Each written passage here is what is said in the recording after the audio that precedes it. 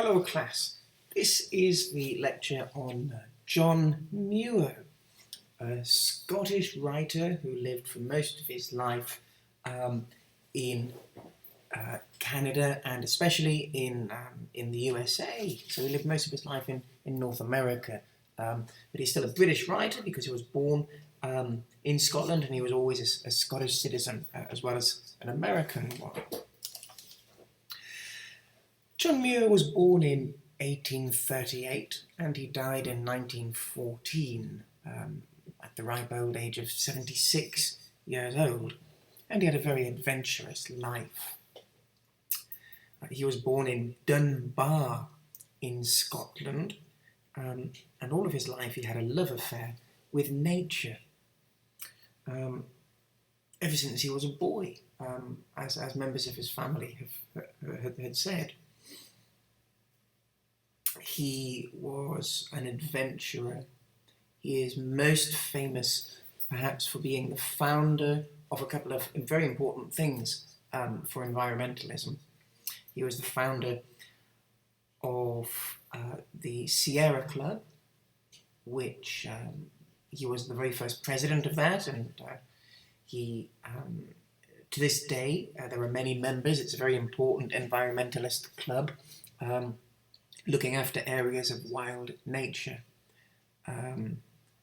This very important institution or organisation in the ecological movement. Today, in 2021, the Sierra Club has around 2.5 million members. So, he is also famous as an environmentalist for being a preservationist. A preservationist is somebody who wants to not just look after, but to preserve, to keep forever, the wild places of nature, often called the wildernesses. And a preservationist does not just want to conserve a place, which means to allow humans to do some work or some farming or some building on the land. No, more than conserve, a preservationist wants to preserve, to keep the place exactly as it is, with no humans being there. Humans may be allowed to visit it, or at least allowed to visit some areas, but this place of nature, this wilderness, if it's to be preserved, can have as little as possible human interruption, human interaction on it. Not allowed to build many concrete buildings, not allowed to cut down too many trees, that sort of thing. And so, by doing this, and as the first person ever in human history to do this in an organised way, John Muir was the founder of the national park movement, and he's in a sense the father of all national parks, first in America and then around the world. And most famously, he himself lived as a camper, and he even built a house in Yosemite Park in America, which is still today a huge national park and a great symbol of all national parks. Well, he immigrated to the United States and in 1849 when he was 11 years old. Still but a boy. And that was because his family moved, for his father's work. When he got 11 years later, when he was 22 years old, he paid his own way through university. His family weren't very, very rich, so he paid his own way through university, doing part-time jobs and so on. And he was working beforehand. He started university a little bit late, 22, and that was because he was earning money beforehand in order to get into the University of Wisconsin-Madison, in Madison in the USA. There he studied botany. Botany is the study of flowers and plants and trees. He remembers one particular lesson there as a young man, and the teacher was teaching them outside underneath this beautiful great tree, and that lesson remained with him for many years, even 50 years later, for the rest of his life. And he studied chemistry and other sciences, and he was particularly interested in life and nature, in living things, as well as in rocks and water, in the geography of nature too, but especially in the plants. Botany was his favourite subject, the study of plants. Later, in 1863, when the American Civil War was raging between the North and the South in the USA, his brother left to go to Canada to escape from the Civil War. The next year, in 1864, John Muir too avoided the US Civil War by moving to Canada and to join his brother, where the two would work together in different factory jobs, often in large places, a sawmill, where they're cutting down trees and chopping that up into wood to be used for building houses and other things, and other areas near great rivers, near lakes, often in the woods and forests in Canada, which was part of Britain at the time. It was a British colony, or part of the British Empire. So he was allowed to be in Canada as a British citizen. He returned to the United States of America a couple of years later, in 1866, and he did jobs in a wagon factory. What's a wagon? A wagon is, well, today we use cars and trucks. Before then, we had wagons carried by horses, pulled along by horses. And he would make wagons and wheels. But because he was very good at science and he had a very ingenious mind, his bosses, the employers and managers at the wagon factory, thought he was great, and they promoted him to become supervisor of that factory, because there John Muir had some excellent ideas for improving the factory process, for making the wagons better, for making wagons better made, for saving time in the production of the wagons and the wheels. So he was an excellent thinker. He used his knowledge and his engineering and ingenuity to make improvements. That was in Indianapolis.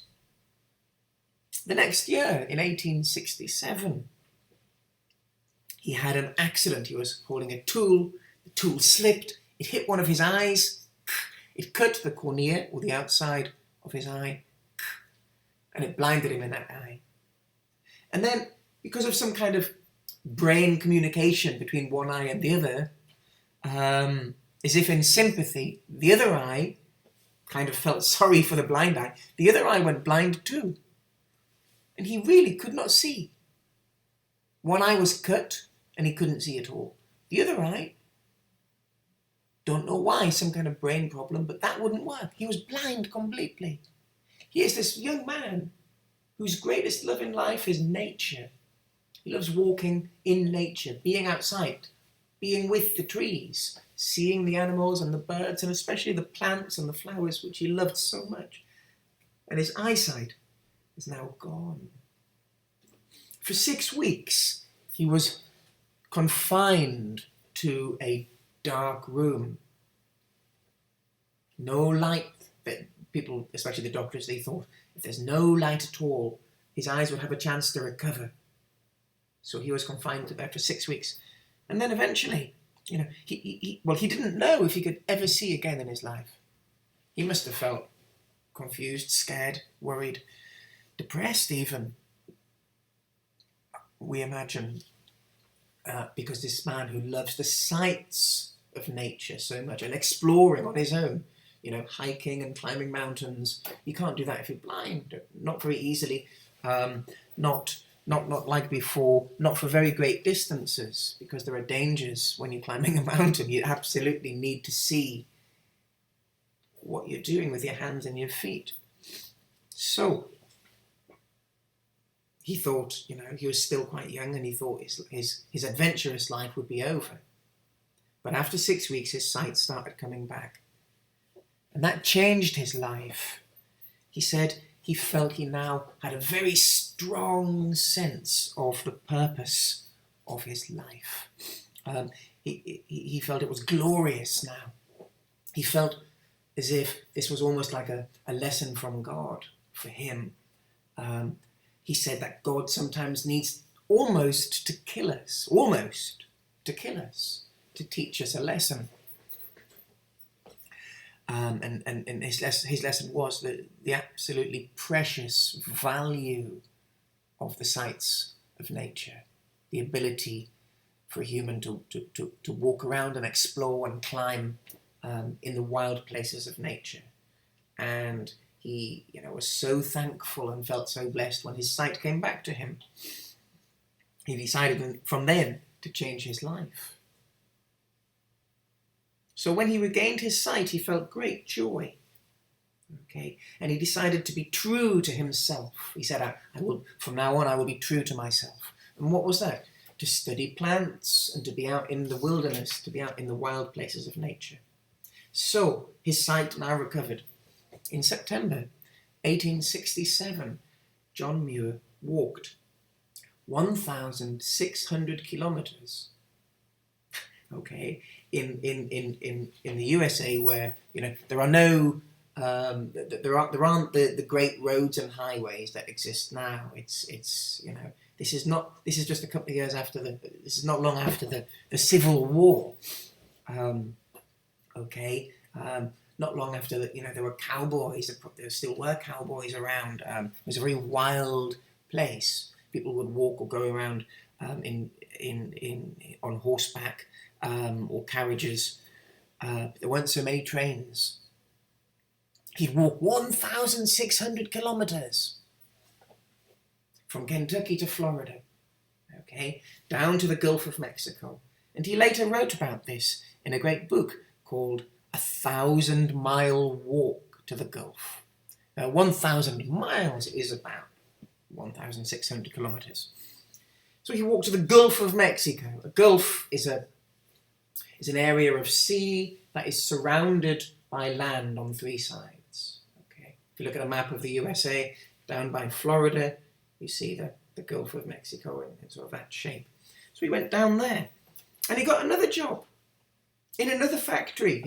He's been doing a lot of factory work in Canada, in the USA, to work himself, to pay his way through college, and after college, working with his brother earlier too, in a factory, having accidents, and he gets another job.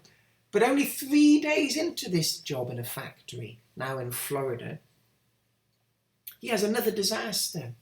He gets malaria. It's a kind of sickness from a mosquito. If a mosquito bites you, if that mosquito has this malaria, it can pass the sickness on to you, and that can kill people. Many people, even today around the world, although we have a cure for malaria, still people die today of malaria.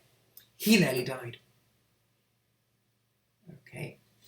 It's almost as if it's another lesson, Don't just work in factories. You've got to do something more with your life. You've got to do something different with your life, being true to yourself in the wildernesses of nature. So a few months later, after he's recovered, in January 1866, he climbs to the top of some building to watch the beautiful sunset going west, And then he looks in the other direction, looks east, and he sees a ship down there. And he discovers that the ship is is sailing to Cuba, to Havana, Cuba. So he decides there and then, I'm going to Cuba. He goes to Cuba, and he studies the shells on the beach, the seashells on the beach, and he studies the beautiful, interesting flowers especially, and the plants in Cuba nature, in the nature of Cuba. And then, after a while there, he decides to go to New York. He sails to New York City, and then very quickly after that, he sails all the way to California.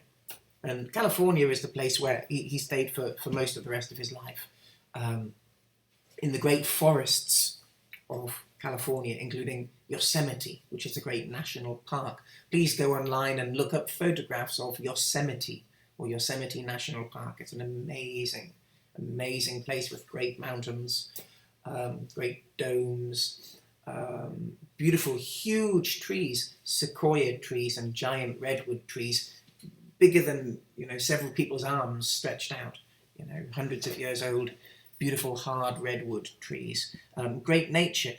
He was camping out in Yosemite for a lot of his life, where there were bears, and there still are bears today, and wolves, okay?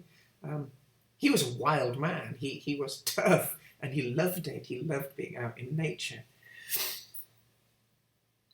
So when he first went to Yosemite in California, and he saw these great sights of nature, there's the geysers. Like in Japan, you have these onsens, and sometimes because of the volcanic heat, they erupt. The water shoots up. That's called a geyser, Geyser. Some of them, one of them in Yosemite is called Old Faithful, because it shoots at a very precise time. You can wait to the second almost, and it will shoot up. Okay. There are beautiful sights. There are great rainbows there because there are many waterfalls. Okay, the stars. It's just an amazing view of stars at Yosemite. And when he saw these sights there, and the smells and the sounds of nature at Yosemite, he was jumping up and down with happiness. He was jumping up and down, howling like a wolf. Oh, howling with joy and spirit and natural feeling, not even just human feeling, almost animal happiness at being here. Okay, that was his great spirit when he found Yosemite. He built his own log cabin there. Cutting down trees and chopping them into logs of wood. Then he built a wooden cabin. Okay, and he lived there for a couple of years, and he continued to in 1880, he got married, okay, and he and his wife had 2 children. But even then, he continued very often, almost every night, to go out with a book and read with a small light at night time underneath the stars. And sometimes he would even sleep out underneath the stars. He'd be camping out there. Again, there were bears there. He had to have a great knowledge of nature and of the place to do that. Many scientists visited him. Many famous people, actors and politicians visited him because he was famous as a person who knows nature so well and who knows Yosemite area and the forests of much of North America, but especially of California. He can tell you the names of all the plants and he can tell you about their natural history. He can tell you all about the animals. He can tell you what you can eat and what is poisonous. Okay, he's a great guide and a great knowledge. But more than that, he had a sense for what he thought of as the spiritual value and the spiritual lessons in nature. A connection with nature is a connection to the greatest power of the universe, to God itself, for him. Okay, the American literary writer, the great American writer and philosopher, who was based at Harvard University in America, Ralph Waldo Emerson, he came to visit him, and Muir had been reading Emerson's books a lot of his life, and Emerson came to visit him. And Emerson offered John Muir a job as a professor at Harvard University, one of the most famous universities in the world. And John Muir said, "Thank you very much, but no, I cannot do that. I cannot leave this God's great temple of nature. I cannot leave this for some professorship at some university. Not a good exchange." So he stayed out there. Emerson was also a teacher of and a good friend of Henry David Thoreau, Thore, Henry David Thoreau, who one of his most famous, or his most famous writing is Walden, A Life in the Woods. And Thoreau wrote about living in nature for a short period of time in a cabin. Muir did that all of his life, but Thoreau did that for a short period. And Muir loved reading his books too. So Muir came from Britain. He was born near the end of the British Romantic era. And his family moved to America, where the American Romantic movement was beginning. The American Romantic movement pulled ideas from the British Romantics, okay, from people like Coleridge and Wordsworth especially. And the American Romantics, just like the British, saw their inspiration in nature, especially wild nature, and humans living in the spirit of nature, and then getting the spirit of nature, so that the importance of what nature can teach you is far deeper than what school books and lessons in the city school can teach you. Okay, when William Wordsworth said that one impulse from a vernal wood, can teach you more than any school teacher could. Okay, one pulse, one beat of the life of a forest or a wood has so much to teach the human soul and the human spirit and the human mind. Okay, and it's the same sort of idea. Samuel Taylor Coleridge's ideas of nature and humans living together as one life, as one spirit, and we need to find that unity, that modern life with all the machines and the science and technology is good in many ways. Okay, it got rid of a lot of sickness in many ways, gave us many advantages, many good points. But the bad point about modern life is that we become separate from nature. And people like Coleridge and Wordsworth in the British Romanticism were saying, no, we need to reconnect. We've separated from nature so that we could grow more powerful. But we're forgetting who we are. We've lost our roots. We need to connect back with nature again to be even stronger, to be more powerful, to know ourselves again. And so the American Romanticists, as well, people like Herman Melville, who wrote Moby Dick, and Henry David Thoreau and Ralph Waldo Emerson, who wrote a great essay called Nature. The American Romanticists came later, and this was the time that John Muir was living there. And John Muir became one of them. He was, in a sense, a late British Romanticist, joining American Romanticism.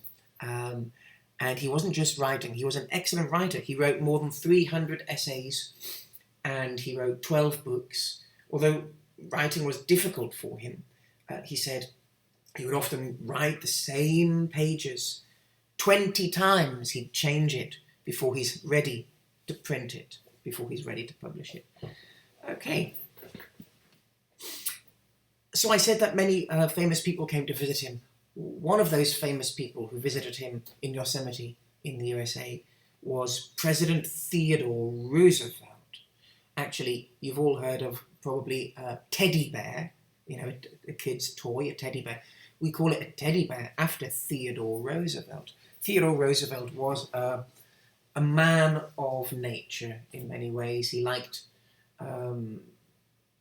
also liked to go hunting, and he would, shoot big bears. He didn't want to kill them all. He loved nature. He wanted to preserve nature. But he would sometimes shoot, some as a hunter, until one day he saw a tiny little one, and he couldn't kill that. And his love for that bear became famous, and toy manufacturers made lots of teddy bears and sold them as teddy bears, because Teddy is the nickname for Theodore, which was the name of the president, President Theodore Roosevelt, a much-loved president in America, who loved this little bear. So even to this day, we call it a teddy bear after President Theodore Roosevelt. So in 1903, Teddy Roosevelt went to Yosemite and met Muir. They camped out together under the stars, surrounded by these great, huge redwood and sequoia trees. And they talked to each other and talked of their love of nature. And Muir, his great love for nature and his understanding of the value to the human soul and to the whole world of these places of nature. He told Teddy Roosevelt that once we destroy these beautiful places, they might come back in thousands of years, but humans will miss them. Humans will have lost them. And that's very important. John Muir felt that there's a deeper connection to the whole universe and even to God through nature than through anything else that any human being can tell you. Okay, in a way, his religion was through nature. He connected to the universe through nature.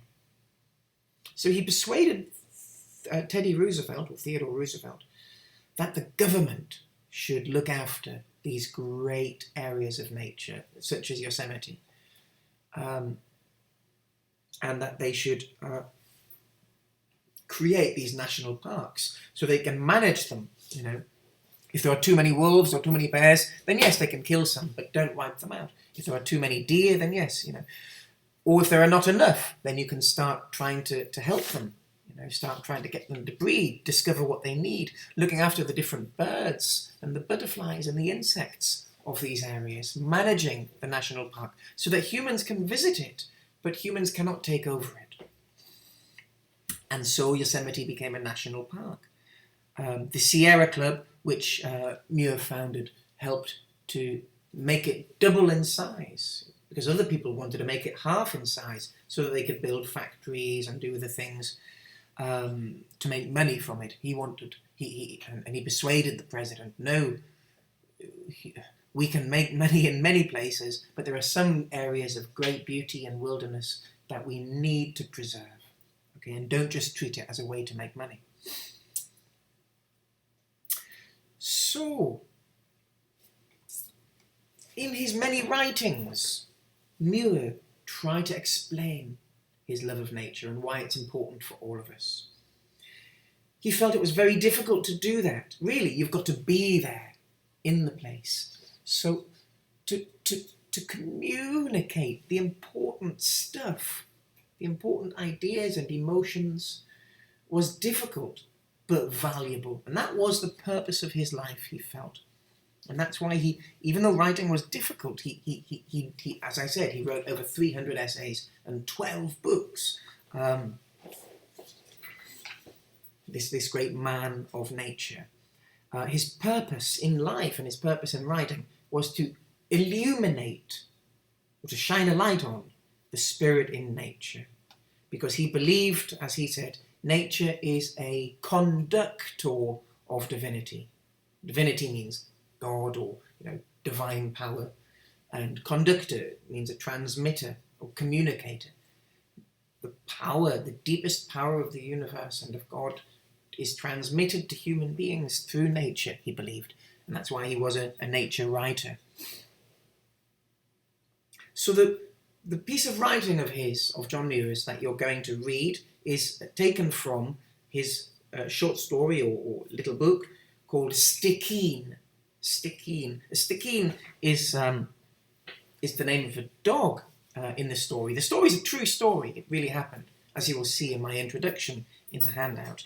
But Stickeen is also the name of a North American, Native American, or sometimes they're called North American Indian, a Native American tribe in Western Canada is called the Stickeen tribe. There are many tribes of Native Americans, the Sioux and the Iroquois and others. Stickeen is another one of those. Or somebody named their dog after that tribe. In the story, which is a story that really happened, Muir is explaining how he had to travel across an ice bridge it's not a human-made bridge made of ice. It's a nature-made bridge going across an area of water, very thin. And at one point, when he's traveling, and the dog wants to come with him. In the beginning, Muir says to the dog, "Go, don't come with me." But the dog follows him anyway. Okay. And at one point, they come to a very dangerous area of ice, very thin, and Muir has to crawl, and it's so dangerous. He has to take his axe and cut holes in for his fingers to grab onto. And when it's time for the dog to come, the dog is looking at him and making little whining noises. Oh, oh. The dog is afraid. And the dog is looking at the bridge. And Muir, for the first time, he sees that this dog is not just some dumb or selfish animal. It's an intelligent creature who doesn't want to die. The dog can see this is going to be dangerous. And for a long time, Muir is trying to help the dog to come across, but the dog doesn't want to. And many times the dog comes up and starts and then runs back and tries to find another way to cross. But there is no other way. Eventually, John Muir talks with a deep voice to the dog. You have to do this. If you don't do this, I'm going to go away. I'll come back for you, but you have to wait. And don't go into the forest or the wolves will kill you. And the dog understands. Maybe not the words, but he understands the emotion and the necessity, what must be done. The dog is frightened for its life. The dog thinks it cannot cross, but eventually it trusts the man and it starts to cross. And it's very intelligent the way it moves across. It doesn't lift up its legs, but just pushes them forward. And then at the very end, it thinks, as the ice bridge goes up, the dog feels that the ice is so slippy. Maybe it can't do it. But then it sees the little lines that John Muir cut with his axe earlier. And Muir can see the intelligence of the dog. He calls it sagacity, Sagacity. It means wisdom. He can see the wisdom, in Japanese the word is chie, the intelligence, the wisdom, the sagacity. He sees the dog's mind working, planning. Okay, there's a line here. I can put my paw there. And there's another line there. And then one there. And then jump. And the dog's thinking, maybe for about a minute or so. Slowly. And then, in just a split second, very quickly, the dog makes all these moves and jumps. And Muir pulls him. And the dog, just for the last 30 minutes, has been afraid of dying all this time. Imagine being afraid of dying for 30 whole minutes or maybe more. Sweating and afraid and thinking this is your last minute on earth. This dog was worried for its life for a long time. It trusted a human to come across. And now it's alive and it's with its friend. And the dog is so happy, it's jumping around, it's jumping in the air. At one point, it ran away for about a minute, and then it ran back into John Muir's face. Like a great friend. United together, we did it. Look at what we did. We're great. We're alive. And that happiness of being alive, going through the difficulties and the dangers within the beauty of nature, that is a lot of the great meaning of John Muir's writing, and that's why we'll be studying that work. And that's why Stickeen is a great work. It's written in fairly simple English. He wanted to communicate to everybody, trying to get to the deep heart of nature. Okay, so please enjoy reading that story. Do the little quizzes. And thank you very much. I hope you enjoy it.